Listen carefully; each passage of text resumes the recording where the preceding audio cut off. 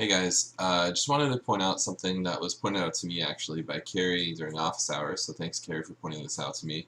And if we look back at this AP College Board announcement where they're announcing the changes that they're making to the AP exams, what they're saying is that for this year, students can take a 45-minute online, and this is what I didn't see before, I kind of glazed over it, free response exam at home.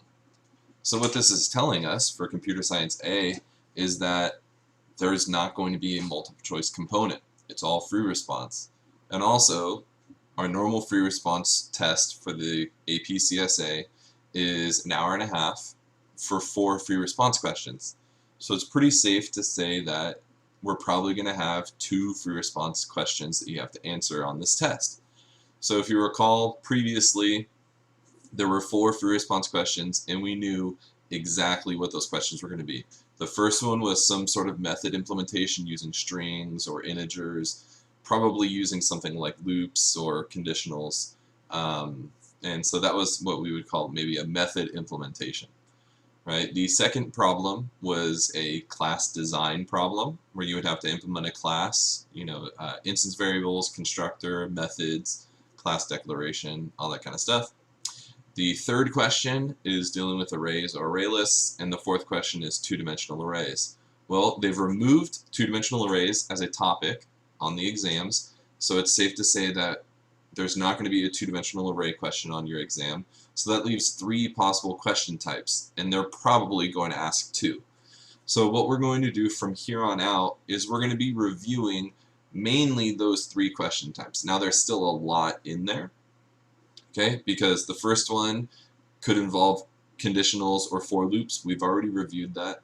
Okay, the second question could involve class design, and in class design, really, you could have anything in there, right? Obviously, you're focusing on instance variables, constructors, and instance variables, constructors, and methods, but those methods could have for loops, arrays, if statements.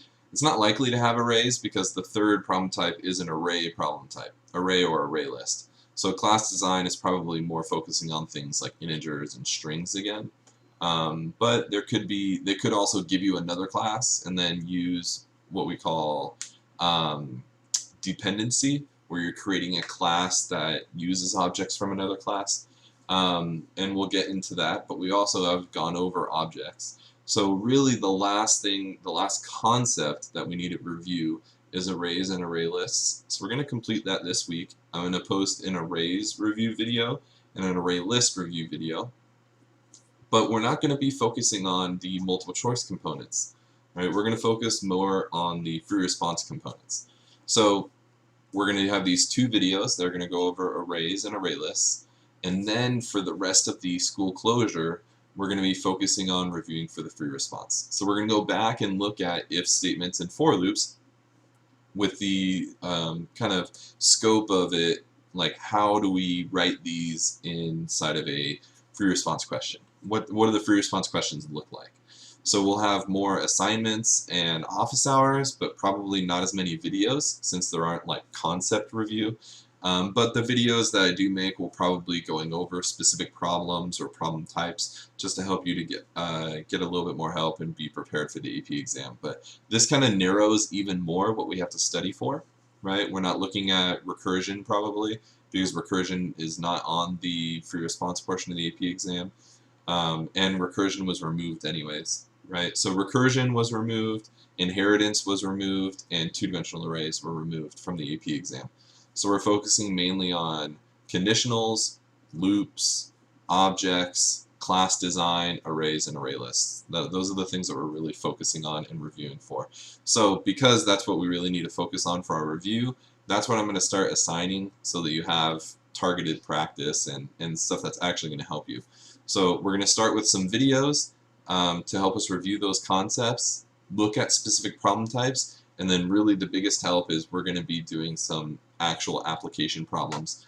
And what I'll probably do is I'll assign the problem one day, and then I'll go over the solution the next day.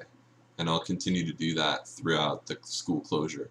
I'm hoping that we're coming back May 5th so we can get some in-class practice so I can make sure everybody's working on it. But in the event that we're not coming back on May 5th, I'm going to keep doing these videos where we're getting targeted practice all the way up until you're taking the AP exam. As a reminder, April 3rd is when they're going to be releasing, College Board is releasing all the information about what are the specific problem types on the exam and when are the test dates. So stay tuned for April 3rd, that's next Friday. And then I will be posting a video on that day to let you know about those changes. Alright guys, have a good day.